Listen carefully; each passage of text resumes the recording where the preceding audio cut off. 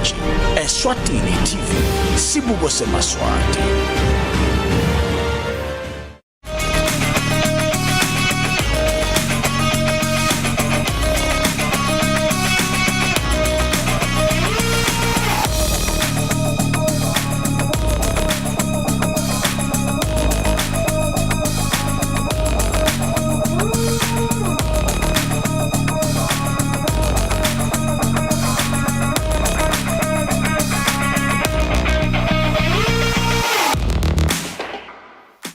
Welcome to Temidlalo, show lengena ngabo bomsombuluko every day la msombuluko. Normally in this seat we are kind of clearly enough Fabrice Msonera, but today we'll be with Patizo MCB for the next hour lapho sibe sikhulumisa khona tindzaba letihlukahlukene Temidlalo betendeka kule mphela sonto lapho sibuka khona ematubane lapha region 5 beka nematubana bambi tournament selector national team leta ukhona kuyomela national team leta uya kuyomelela live emidlalweni ema region 5 leta udlalela eLesotho nga December bekuselectwa ke lapha ukuthi ya ndoda uya qualify nathi card bekiwe ngabe yakhona ningena Princess tabuka ke indzaba yayo ema pool Bitcoin League Champions League bayibita Champions League champions bafuna keeper champions of champions ngabuka abay champion phambilini ku pool kuyadlalwa lapho khona kutawuphuma the ultimate champion lotawuhamba empili kuyinzebele sekelo ngibo baka Bitcoin sase siyabuka ke njalo kubo wathi ukuthi imanzi nonras iqembu labo mark elapha eNingizimu Afrika lapho khona lingenele khona imidlalo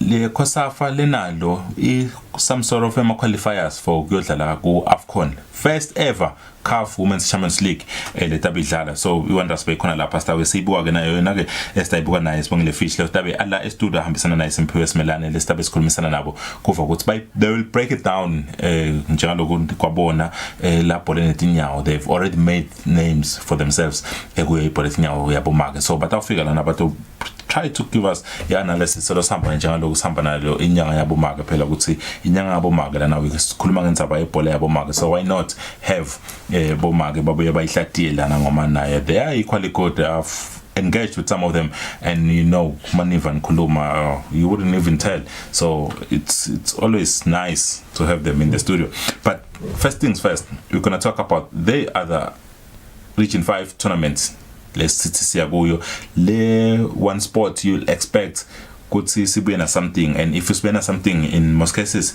goma kemhla kanjena kuyebanga ukuthi live lifike lahlala kahle ngotimisela lokukhulu sibuke ukuthi ngabe kuhambe njani khona but ke angeke ngibuke ngethwana ngihamba naLinda Master Dlamini sengivele ngihleli naye la e-studio lesabe sikhulumisa dona ndzaba athletics kuthi ngabe kuhambe kanjani Master.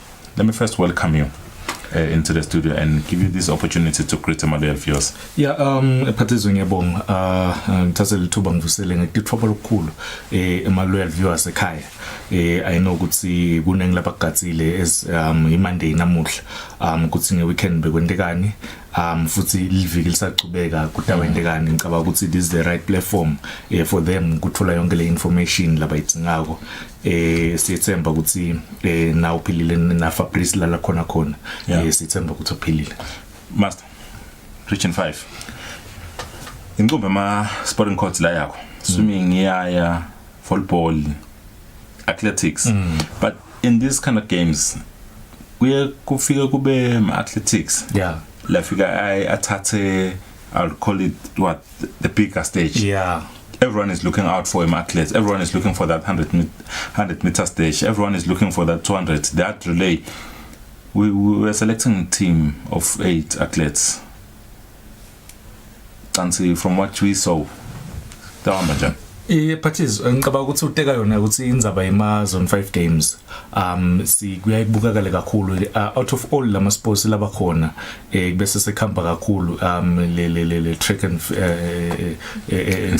field ngicabanga ukuthi 2010 ngiyakhumbula naso hostile la kithi Eswatini lapha eMavuso and the only athlete emhlabeni lo thole recognition noma lo bese soyadlala soyavelela Varnikek lo compete kokuqala la ekhaya eMavuso ngicabanga ukuthi le tournament lama zone 5 games endela bona la the young stars, the young ones, because uyabona nawe ukuthi bancane banelikusasa nabo bayafisa ukuthi esikhathini lesitako bathathwe njengabo yo Swazibolt boSubuso Matsenjwa bophumlile bobongiwe mahlalela bonke labo lengicabanga ukuthi ngimgcibe belibanza limakhata kakhulu eMavuso but bakhona ukuthi baphume bato compete njoba soshilo ukuthi lama games lawa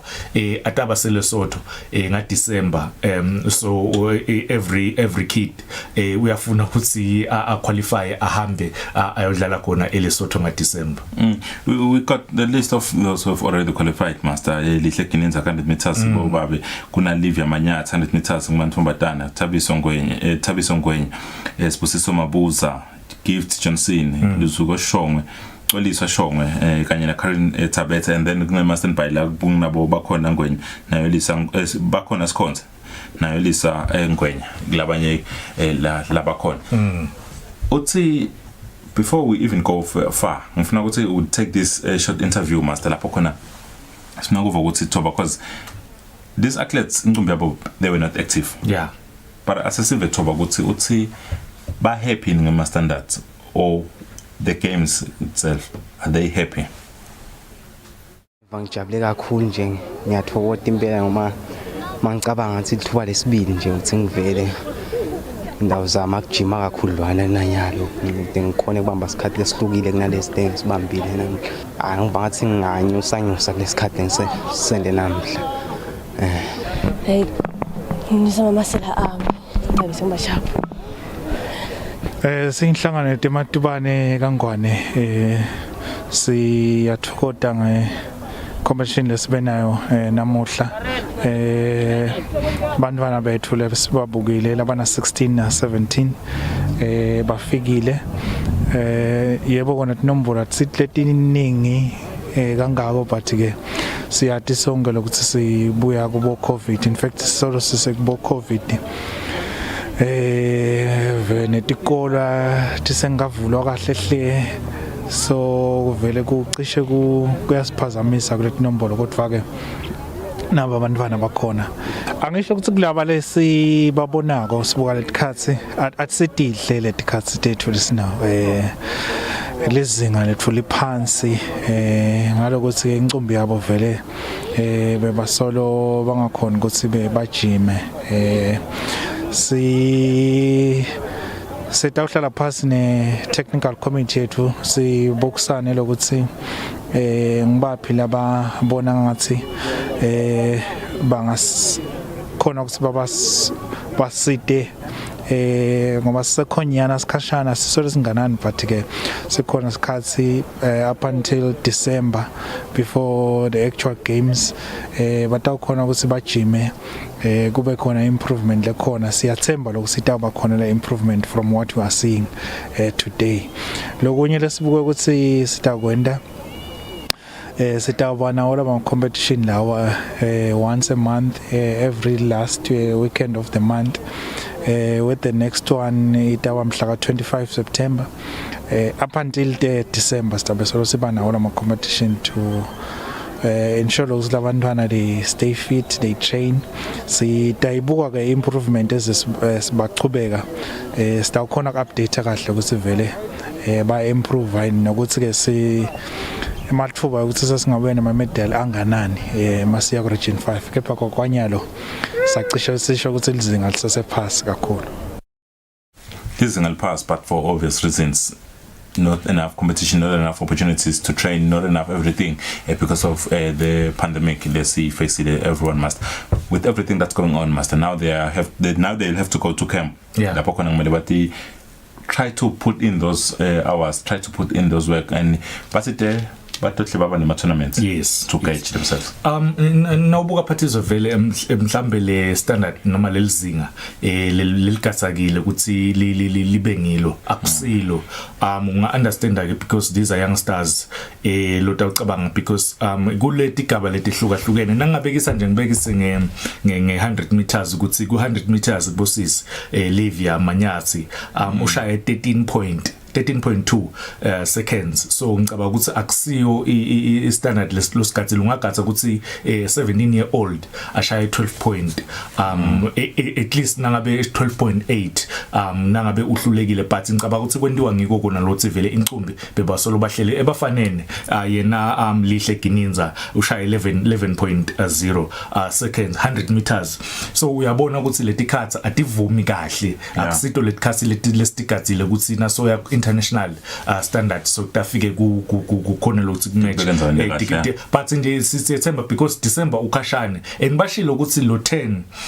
lokhonile ukuthi uwine la batawuhlunga bese kuthi la baya ku final list batabang 8 leli besikhathile ukuthi batasendela lingakashoni ilanga namuhla because bathide ba submita ku sports council but sithemba ukuthi lo 8 utawuhamba awatholela uma tournaments even by na bo South Africa because sike sabona ukuthi iAthletic Association iyakhona kuthatha ama athletes wayise bo South Africa bayo compete but nje otherwise I can't complain because sesithi lesikhathi bangadlali banagijima.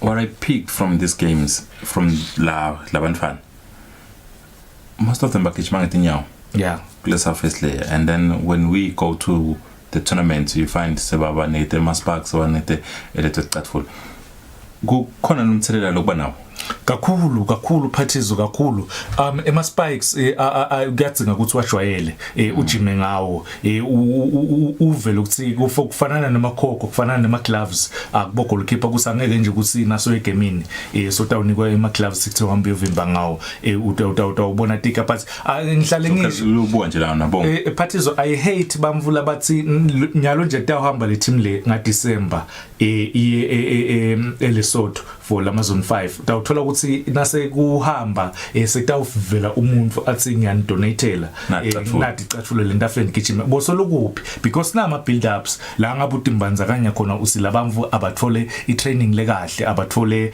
the right equipment ile uyisebenzisa ukuthi ba compete. Look at this boy lo hamba embili master lihle fully geared up emozo ugcoke kahle uphelele kwani look how easy he is making it look ubya eKenya he was part of the team there base eKenya iyodlala and you can see ukuthi the training he received imende waba apart ngenje lo shaya 11 not there but he was better than the rest so I'm saying if you support them njenga laba nje lababuyele eKenya laba supportive support more of that hamba sifike bese sekhambelana futhi iphathizo nalokuthi bakhochwa ngibani bagcoka ini basebenzisa ini sikhathi sekujima banaso in because ukhuluma ngalihle before kuyiwe eKenya bekashena ngimabuza because is a national team coach ngicabanga ukuthi khona le team vula lifunzile uyabona even nalama strides akhe ukuthi iathlete utawuhamba naye akhule ugcokile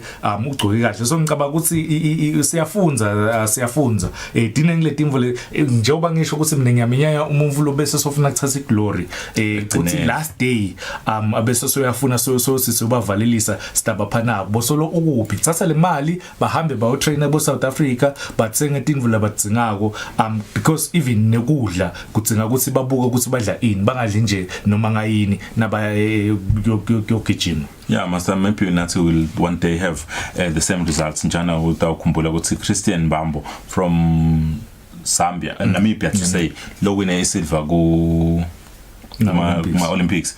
Bekala nothola ngakho kuma khosasa anda so nathi these are school going kids lesithemba ukuthi not in the not so far future but asneta something lokuphatheka in terms of medals in big international events.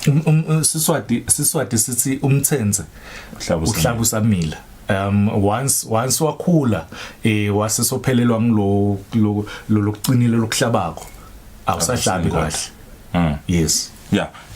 lapho ke sitawuqhubeka and keep track ukuthi ngabe kuhamba kanjani kuwo yona ama-athletes asalungiselela because they'll have ama-competitions now and again lapho khona batahle batodigeja ukuthi sebakuphi kahle in terms of readiness going there. But master, another event lebekhona kuqhubeka ema-games e-pool Q-Sport under Q-Sport Association but kune Bitcoin Champions League. Yeah. Bashon. Kune tournament phathizwe lidlalelwa lambabane ngale nje kune kawash lekhona ngale ngakbo Pick and Pay so ngicabanga ukuthi bafuna i-champion wabo champagne kule tournament le sponsorisho ngiyo i-Bitcoin.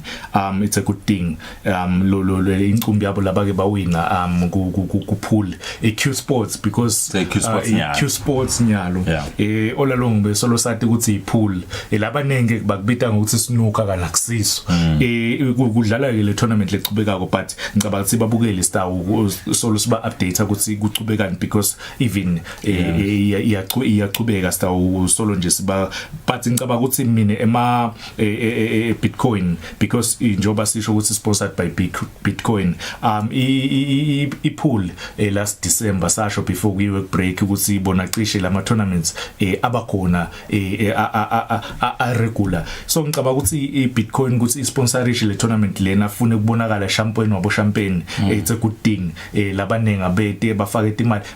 I'm one person parties officer ukubona ngalenye langa kudlalelwa 250,000 ku pool just one tournament 250,000 sitawubona even nemvulo kalavumisa even nemvulo sanvonjeni even nemvulo kugege eta atodlala leyo tournament leyo afuna lokuwina. True master, we're gonna keep tabs on that. Sitawubuya sikhulume nayo kahle yakho le final down njalo lo mdlalo sengene kuwo ema knockout stage lapho khona probably will come back with the champion next week lapho sesibuya sikhuluma nayo la ukuthi kambe kanjani kuba ngishampeni wabo champagne. Another thing lebe kwendeka master Borafela we really praying because we're gonna have the new chairman of the Referee Association on the board Eswatini on Thursday lapho sitawuva kahle khona ukuthi what are the plans for him kuyo as a Sangena Association because one thing lebe kunyanga kakhulu master Borafela bathanga sama games. Yes, Patizwe lo munye uraise ema questions lencabanga sisambuda yena chairman because over the weekend labanye ngibabonile indzabeni ukuthi bekunayo AGM aborafela lebefaka ikhathi elikhethiwe ke chairman wakhona waphuma Jabulani Motha Mbongiseni Fakutsi wabangivice kwase kuthi mabhalane wakhona kwaba ngibongiseni Shongwe kwase kuthi vice wamabhalane kwaba ngibanele Nhlengethwa kwase kuthi lo tawugcina imali noma mgcina sikhwama kwaba ngiphinda Dlamini kwase sekuba nema members la ngi2 ale association kwaba ngithulana enkonyane kwaba ngiphinda Nzimanza incumbi yabo laba khona la ba active at the moment asati ukuthi batawu address kanjani utasitshela yena chairman ukuthi ngale base committee phinze ngala nangabe bakhala kuyo le association phinze kunabo ukuthi bakhala ngabo ukuthi batawudila kanjani nangidathi nje mina parties ngiyakhala ngaye la kanti ngiphinze ngidibana naye ukuthi ujaje kabi lapho ngicabanga ukuthi but utasitshela yena Jabulani Motha ukuthi leli committee likhona nyalo but address kanjani le dingo le. I was a bit surprised master ukuthi Pomage commissioner nabo part of the association. I didn't know that. Yeah anse vele incumbi yala Pomage commissioner former referees so ba affiliate vele la kule association nabo Rafela lengicabanga ukuthi angeke bese sothi uyabalahla sibabonile incumbi yabo labake bashaye impempe esikhatsini lesendlulile babakhona ba part of balifakile nabo vote lab. Yeah master. Now something labo make la studio. Okay. So I will have to chase you away. Quick reactions.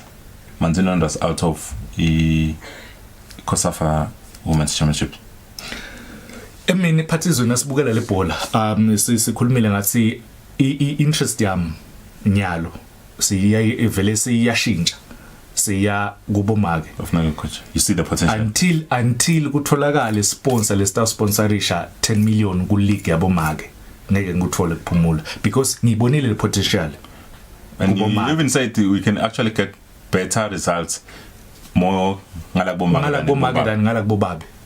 Thank you so much for coming through, Master. Ngubonga mele parties.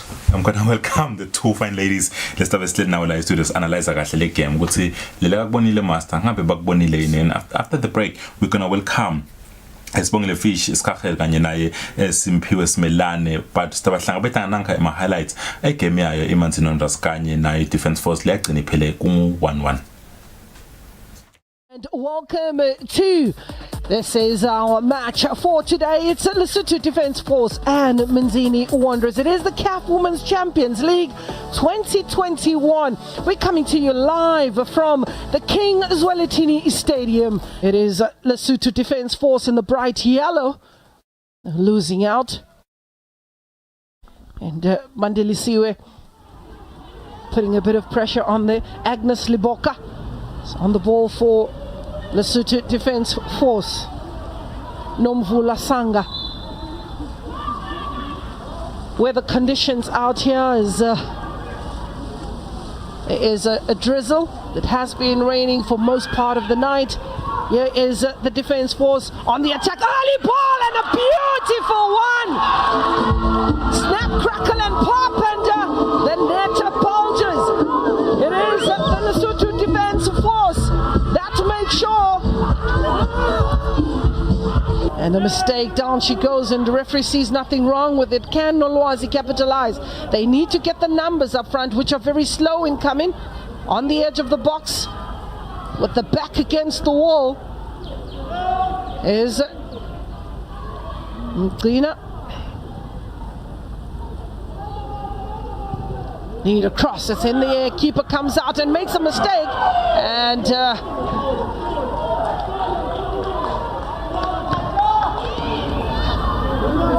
Peter, some fancy footwork there being shown by Batelisiu. The free kick.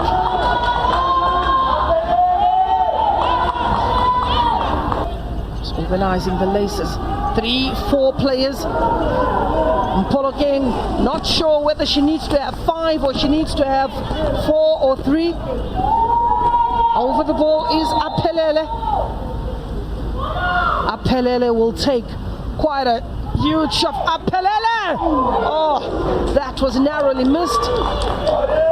Apelele showing her intentions.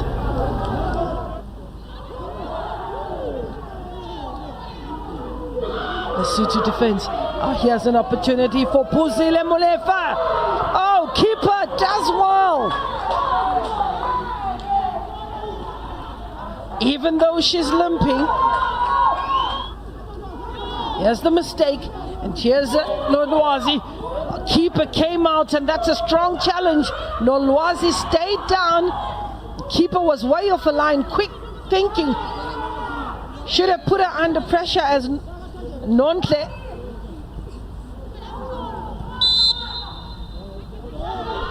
And that is a free kick for the challenge on Batelisile.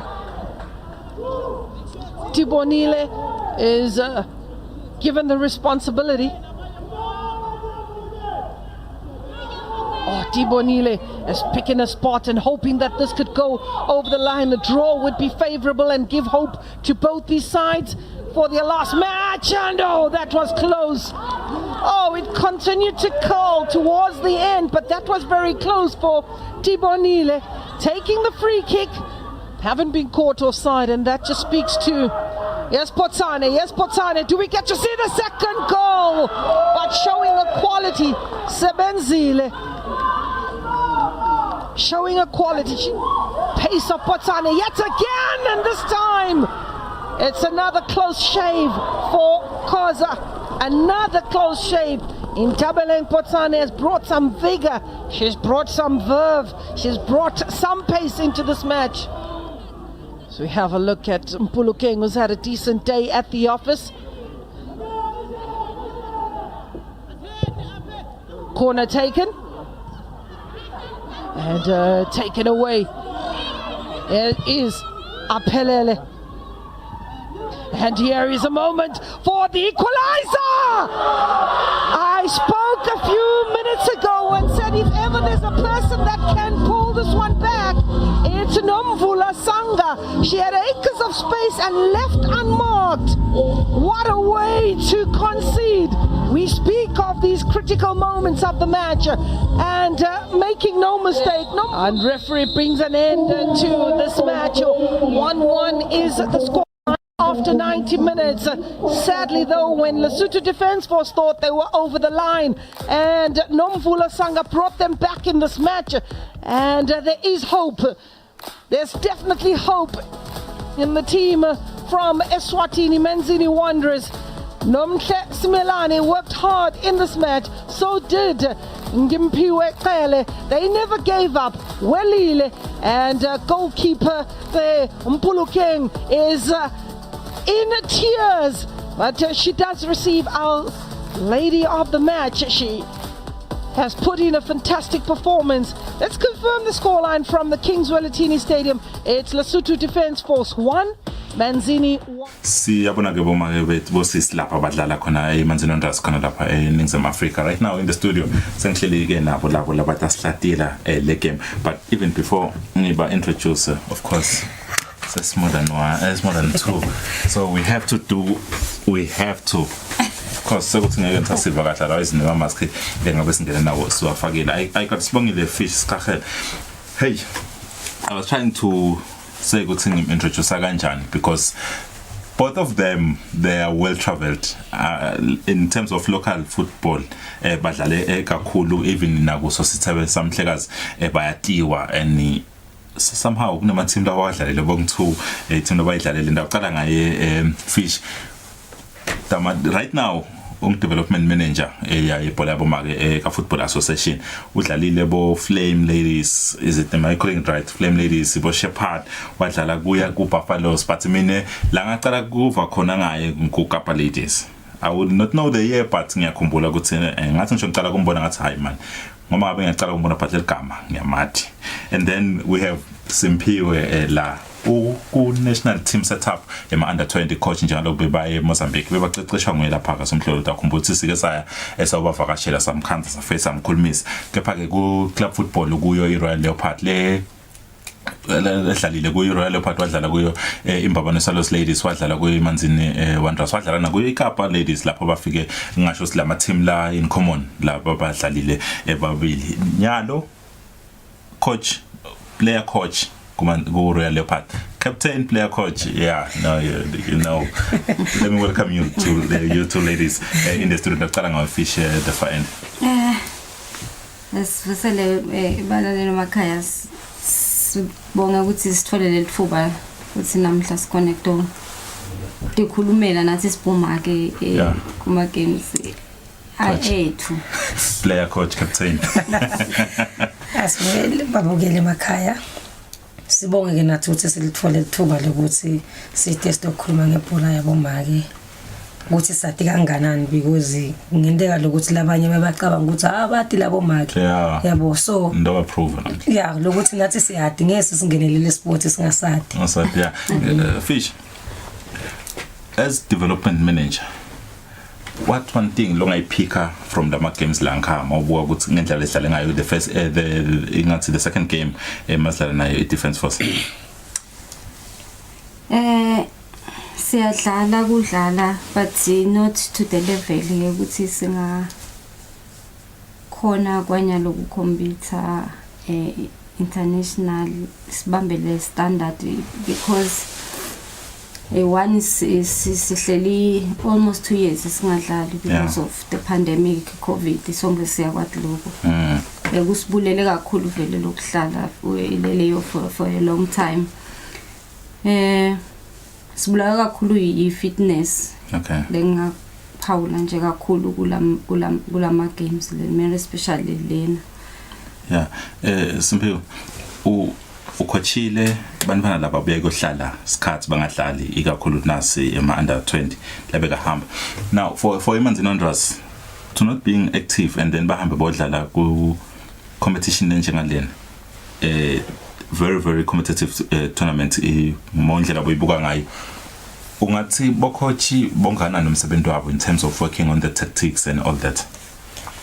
Hey, lenga kusho umsebenzi wabo coach bomnengi kakhulu, because kuthatha umuntu lo ngadlali for 2 years uthi nalo domjimisa and umjimisa le tournament say close, because iWanderers na ilungiselele I think 2 weeks. So kumatima kakhulu as a coach, fitness wise, mental wise. Okay. Funa ukhona ukumlungiselela lo mdlali kude lesikhathi and these are girls basheshe bagain so basheshe bagain nje kulikhulu kwehlisa weight. So vele kuyi challenge kakhulu for the coaches bekuyi challenge yonke into bebayenda bese kuyi fast track ukuthi mane bakhone ukudlala lembili kube ngcono. In that case akubasithi because this is a competition. Lokwendakala ko first game batodlala bakhokhela bonke labanako the second game batsiniwe and the majority they are old they recover imicoko ngeke udlale namuntu skip a day sasudlala awusi fit one so uphinze sodlala letulu lamagame ngeke kulabo coach bekuyi challenge lenkulu but because ekufuna bodlala bana choice funa bayise the team yodlala. Fresh out to make of the game sidlalile sathola le goal egcineni. I think one problem le mhlambe le nginotisile mina ngilokho sisheshe ba concede ekulama game labadlali basheshe ba concede kule game le defense force ngibone ngathi mina it's one of the weaker teams lebe singathola 3 points. What can you make of le game here? Ngicabanga ukuthi le tactical awareness yabadlali bethu is low because now buka ukuthi the first 15 minutes is where you read the game ufuna ukwazi ukuthi le opponent yakho idlala kanjani and how do you close if seba senqaliwe lokudlala. Le tactical awareness yalabadlali bethu vele iphansi because ubona ngalama goal la sheshe angene as early as 3 minutes versus conceded and then never all can get seba switch on ukuthi how what's happening can again then seba bona ukuthi how can we move on. What could have been done though kubona kubuya thola those chances create and find the goals? Ngicabanga ukuthi bo coach bekufanele bese bayabona ukuthi singawathola njani ima scoring opportunities by changing or switching some of the players ukuthi babone lokuthi bani ulunga kuphi njengoba Ashito Simphiwe lapha bese kuyonke into yendiwe quick and I don't think all the players bebadlala la kufanele badlale khona bese kuyi matter of ukuthi because we had isikhathi lesincane for the training senda njani kuze ukuthi ligama lethu lingonakali more especially emagolini. Nale fitness ke isidlile kakhulu because siyathina sidlala bese sesema and naba attack lokulibala uthina sifeke ushaya le ball aspect defend and then they end up tired nalaba defender for sisiphoko ixosha le ball. Now Simphiwe, you've played against Manzinondas in local football balapha nje bandlulekini bafika lapha. From what you've seen ku league game nale ufika wasiyakubona lapha yini lokukhanzile ukuthi yathi Manzinondas naku lebesidla ngako they couldn't do it kulama games langa or baba shayila lenathi sihlale sikubona masidlala nabo? Okay, lengakusho iManzini Wanderers lokudlala kwakinyadlo akusile kudlala lebeyidlala la kithi maybe ukuthi bebajima bekunesikhathi lesiningi yabona nyalo konke bakwendele etulo so angeke ngikhone kuba mesha ukuthi lana nje abakadlali at their best ezinazidlala la kangwane nawe uva ngazuthi le understand ngayishaya ngiva kwangazuthi but ke ngiphinza ubuke lesimo yabo. So at the same time ngindaba nalokuthi bo coach abakakhona ukuplana kahle because if udlala away game and ube nesikhathi lesiningi ungadlali first thing you do uba conscious because awathi ukwendeka lana ubona akabatshele ukuthi we first siyababuka hayi lokuthi thina senda ngathi sidlane abantu labangangathi go all out angene the time you realize it's too late because bona sebandanyalo sebaya defender and nina ngalapho one and siko fit senite lamandla kufika kanenge lepalini ukuthi nizame le goal yabona so bona they were supposed ukuthi beme then babuke labantu okay siyamesha nalabantu siyafanana then open play so bona basuke bayenda yaba open labantu bakora early nasoqala kuyireader le game say it's too late for bona yabo and kanti le depth bede la le benchini lengubonako bede labantu labantu bafaka labangcono baphelele ngalaba so sofaka iswasimo akusayisebenzele le team akuyiboost le team so for the coaches you should know ukuthi ngiyodlala nabani strongest point sami nginasi ngibehave kanjani mina yabona ngingabehave because angilike ngibekise uyamathi umuntu lomdzala kunawo uthola lona mdzala ndaweni kanjani yabona angende ngathi sesiyamesha no asimesha ngidam approach kanje nase ngibonile ukuthi okay weakness yakhila then mina ngithi ngenda njani la because bona they have player lokugijimako longola nase nibonile lethi behave njani lethi ngola hlala lapho ungasabuyi yabo because sesibonile ukuthi maybe defense yabo iyashake if le ball asishaya because nyalo bebayishaya bathina ngiloko ishaya kwasabona bese kuyikhahlela take a lot kuleli muscle you can't run after all so I mistake yabo bekungileyo udlala nabantu how do you approach the game then you go to the players teach them mentally senda njani because kufuna kube nale leader la groundini lesimo nasesinje bana seka shout at shot akhambi kahle there is no leader there badlala nje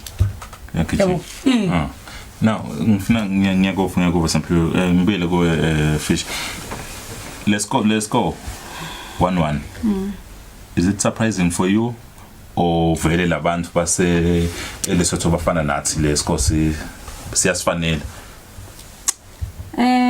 mina ngekubuka kwami bebangconywana nabekhamba uma labalakhaya okay because nangibuka nginako ukuthi ngenteka kube bona babe naso sikhashanyana sekujimjimisa because ithine silibala kuyishaya embili kude lobola kuyidlala uyabona usikhombisa uphasana kanibona banako lokuthi bahle basithatha baphasana ngiyaphatha ngibona ngathi bayasaba nabo ngibona ba celebrate kakhulu after 90 minutes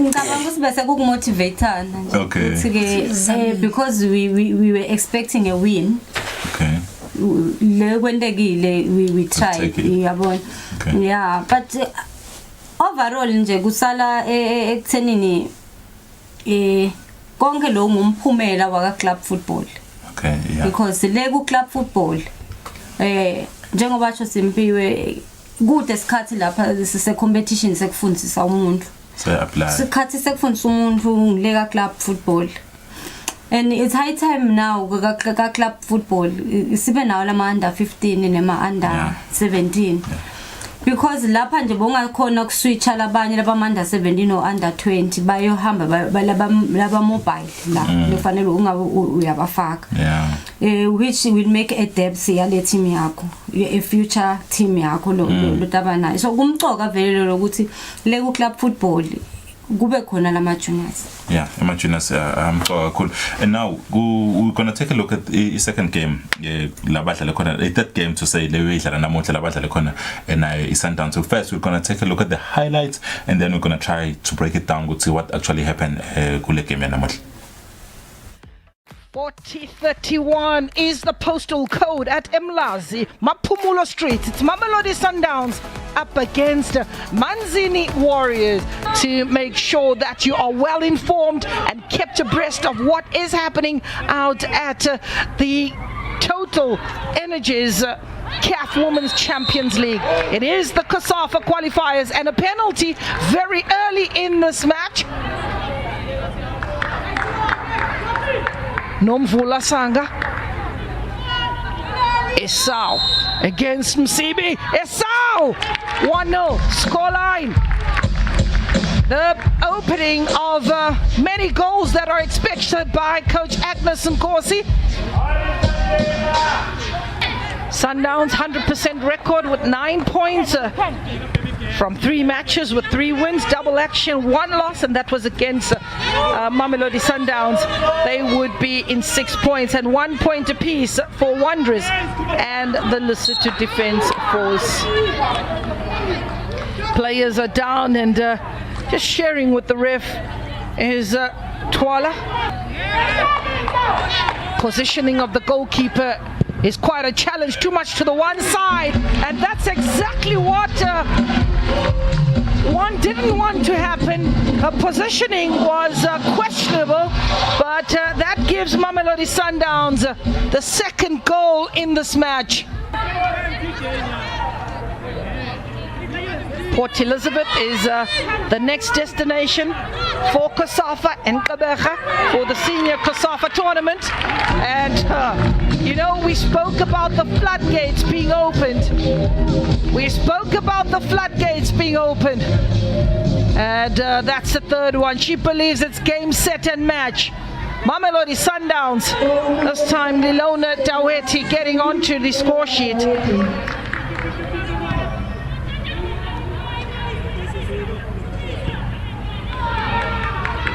And here's a chance for Sundowns to make it 4 in the second half. Offside.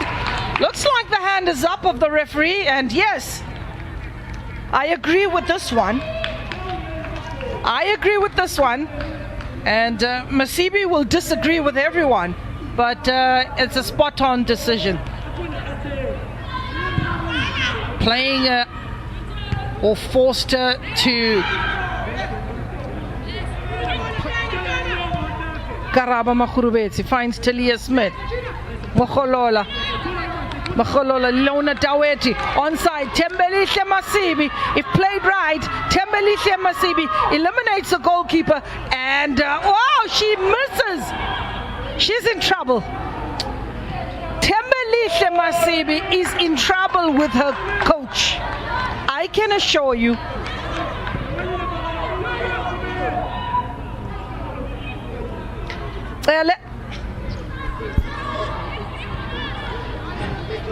In the midfield, Mabatle. Temidlalo will be very embarrassed at an opportunity. She had done everything right.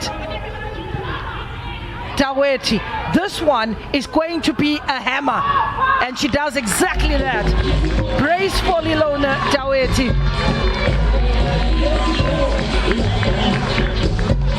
On the 55th minute, she makes it 4-0 to Mamelodi Sundowns. She decided that she shows the young Temidlalo Masibi how it's done. Kutsopila, no. And we come back to this match at the Eswatini Stadium. 6-0 for Mamelodi, 6-1 for Mamelodi Sundowns.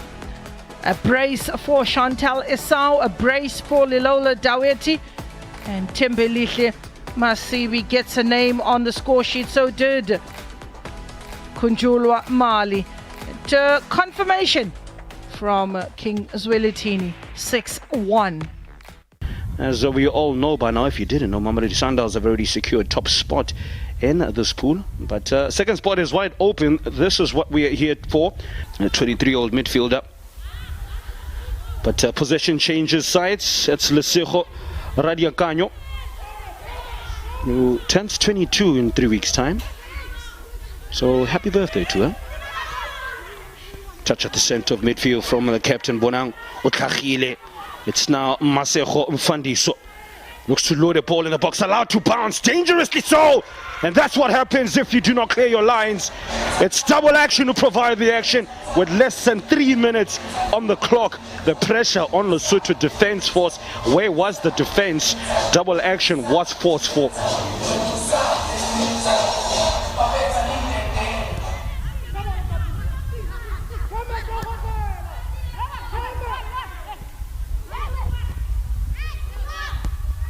Mutlogelwa, one of the youngest players on show, only 18 years of age, is the double action fullback. It's a good looking ball, unmarked, and it's a second as one turns into two. Lesego Radiokanye rewards herself with an early birthday present, as the ladies from Botswana really just flying away with this one. They are on a mission. First it was Ontlametsi, then it's Radiokanye. Oh, it had to be good close control, which was from the centre back Mtsatsi Kakanyo, and from the centre backs to the full backs, and then the wings.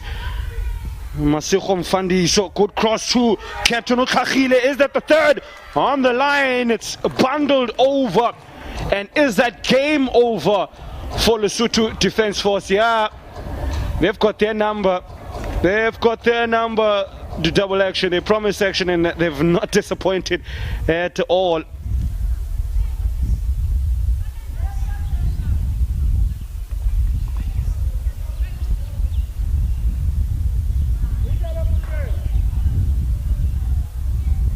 Taking an age over this one.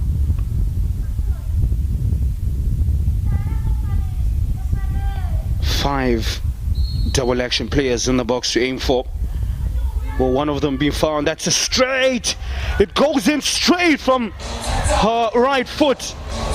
That caught me unawares. And look at that. Jig of joy from 18-year-old youngest member of the side, Lone Kalaeng. That's what it means for her first goal of the tournament, as double action now have 4 different goal scorers.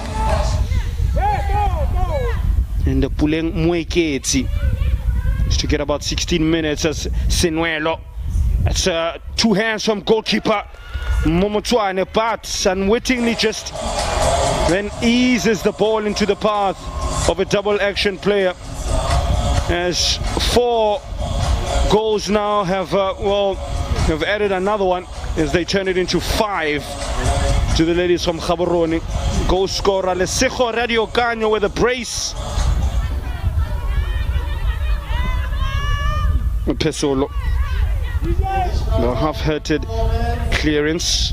Molefe, that pass is literally straight to the defender. As confirmation of those allotted 4 minutes of injury time. Ntasa cleverly drops into the pocket of space. Puzile Molefe now hearing down on goal. Here comes the 6th for double action. As Lesego Pineng, it's a day for the Lesegos, it seems, scores a 6th for the side from Gaborone. Lesego Radio Kanye led the scoring, while the second half sub Lesego Pineng also troubles the scorers with a 6 to put the tie beyond doubt, if it ever was in doubt. And now I think that's all she wrote. And that is the final whistle, as the referee brings an end to the misery of Lesotho Defence Force. They go out of the tournament winless after drawing their first game 1-1 against Manzini Wanderers and then losing 6-0 against Sundowns 2 days later, or 48 hours later. The same fate has befallen them with a similar scoreline at that. Kambe kanjalo ke khona eDurban eThekwini lapho khona lama games aqhubeka khona njalo sisabonile lonke ama games group A losavele acedzile abadlala khona lapho iMamelodi Sundowns yaseNingizimu Afrika ikanye nayo double action yaseBotswana baqhubekela ku ema-semi-finals alena midlalo. Fish against Sundowns we conceded 6 goals, the highest this was conceded in the tournament in 1 game. Mabe khona sifephi. Hey, Pathizo bekuyintsaba le siyekule game lena sathi ukuthi vele is a mountain to climb, but nje bo coach nebadlali bekufanele bayithole imotivation ukuthi we can do it, despite ukuthi iMamelodi Sundowns is one of the best teams in COSAFA. Yeah. Yes, vele they're one of the best teams because they baya South Africa bang number 1 in league yabo. Beba sort of back breakile, but abaka break for a long time and sikhumbule ukuthi league yabo is ongoing, vele iyaqhubeka, and they are better than us. And now babuka labadlali babo slim and they have individual technical and tactical skills. Bayakhona ukuthi if singakhoni lana what's the next move, nasingakhoni breaker, since iWonders nje besicala be defender eqaleni. Even though kungene an early goal in less than 10 minutes, which is something lesicabanga usibokhoshwe but I correct it from the previous game ledlalile where the goal ingene in 3 minutes. Besicabanga ukuthi batha defender deep vele as Sundowns good ngendlela le good ngakhona, but ngcine sekuvuleka tikhala lamkhathini and so wabona lama wall pass bawashaya, and then nababona ukuthi sesiyavala vala bobona ukuthi each one of the players abo Sundowns then they take on our players individually. Yeah, coach ngibuka nje more especially nalgol licatha ngena nyalo kuthi I think there were 2 Sundowns players inside the box and about 5 or 6 ebanzini Wanderers but still le bhola yafika yathola umdlali wayo iSundowns spaces maka knowing where to stand someone who will tell you ukuthi umeka lapha. What was wrong with that movement? Ngicabanga usihlebe wrong lapha one nile communication ngoba lefuna ayicala kumaka that's first thing because ngesitheleke sonke ufuna kube khona lothini hamba bani uyomaka then mina ngimile 2 as labantu ba approach le 18 senda insini because ngeke sithi ngenani ufuna sathi ukuthi kule area le sekudanger wonke umuntu uhamba nemuntu lode umuntu ukushotha akekho la 18 so that kutoba clear singakhanzi ibhola seyishayisa umuntu loba ngathi utho wendani so immediate singena 18 wonke umuntu elektomaka awuto okade to walk so lana beba walker so kude nalothi ngena ziba ngiloyibukela umuntu uthi awungena bani ngeke kube kanjalo you communicate munye kufuna bese ba in charge go stop and na keeper akakhuluma communicate yabo ukuthi ngena bani asengifuna bangicela ukuthi baziveterinary. I think it was the 4th goal lesicatha not this one. I think we'll want to see the 4th goal because I think it's the exact same thing lo shoko ukuthi i-movement mawusakhatha boxing bani kumele ama responsibilities. I think ku lizivetela kahle if they will say it lapho khona ngitafuna kuyibuka le mvulo ishoko ecoach ukuthi ngabe le movement yale team whose responsibility is it? Kufuna kube responsibility ya the last man because nabeta khona lo suka sesemile hamba sibani hamba bani if sebafikela kimi say responsibility yami nele bengisolo ngikhuluma because sebabahlulile labanye but lana kude lebekathi hamba I went the 4th goal Mr. Producer ukuthi ungvetele lona because that was the 4th goal I think ngilo lele vetako fish silungisapi lokumcoka solo ngiyasho kusala le training because fanele wathi ukuthi nanimaka ibhola kugijima yepalini ngeke ulivimbe likhulu nikijima nepalini nonke nowendana yabo and then lapha njengoba sho Simphiwe kude nale communication because the communication acts ngalesinye isikhathi ayiso pause like right there ayisiyo kukhuluma ngalesi sikhathi kubona uyabona yeah ngibahamba nawe fish ukuthi communication akusinje just the movements nalokubona ukuthi I'm earlier I'm next to the striker mine lengithuta because the person who's nearer the ball is the one who should be marking okay uyabona hayi kumela umuntu eyibani ngabe umakile but kunawe la who is closer to the ball than lo munye and lokunye lefanele squad ukuthi kani defender kuphi ngoba defender libhali lethu uyabona if wena sogijima ngemuva kwale striker sesingalana then defender kuphi wena now that's another thing lebengifuna ngisho on that same goal kuthi coaching ngicantsi ngilobo kunothile na ukuthi they moved all bagijima bayibholeni and kwasala 2 Sundowns defenders. I think it was about 4 Manzinoras attackers basekhathi kuleli goal is 4 bayibholeni yeah which is wrong so good number 5 lapha 1 2 even nalo number 4 utela lamphikile because bonke bagijima bayipalini ngibani ophikile uma yedwana umdlalo weSundowns but seba approach 18 yethu because naba approach 18 lo mntu uyaphika then lo ngaphiki ngiyelobona ukuthi if le ball you anticipate nyala nayingalenda la ndofika nayingalenda la ndofika but lana kude lebekaphikile and at the same time look at that buka le space bonke bayabaleka bayale buka bayithuba Sundowns nabaya shayline kude lo yakuyi kude lo thutha naye controller wenda ngeke life now so the result lama results lawa lebeka vele bawa deserve because if wona utodlala ngathi udlala bonzanga yakho but akukhomba ukuthi awusenzanga yethu they are opening the game of flat ground they can't run bakijima be Sundowns and ba quick with the ball nakayibamba lo mfika uthi mina ngidawo yala nangisuka la ngidayiphasa la you can't match the standards sabo so when I come close uthi ngiyathi ndawo phetsala because likhishi linye nelipali okay utawuhambele line but le ball afuna ubuyingene. So you all stand here man la umela. Just nje bokumele 5 as coach ashito kibo uthi will defend deep akusasilo deep because bona bebavulile. Na kungideep abasikhanze simela kube sikhuluma ukuthi kube nemafoul bese babayidribula ngamgila kwaba nepenalty yabona simela but ithine sivulile sile we can run ba quick ignuts and technically ba good ignuts exactly bona bayathi sinayifika le bhola ndabe ngithatha ngibeka lapha hayi ukuthi babheke phansi nayifika so yathi singayicontroller uyahamba abantu mina ngisathi nayicontroller ngibheke phansi nangithi ngiyavuka ngibakhanza sebemela mbi kwami sebayithatha so moshake Fish silungisaphi going forward. I'm happy look see you have a position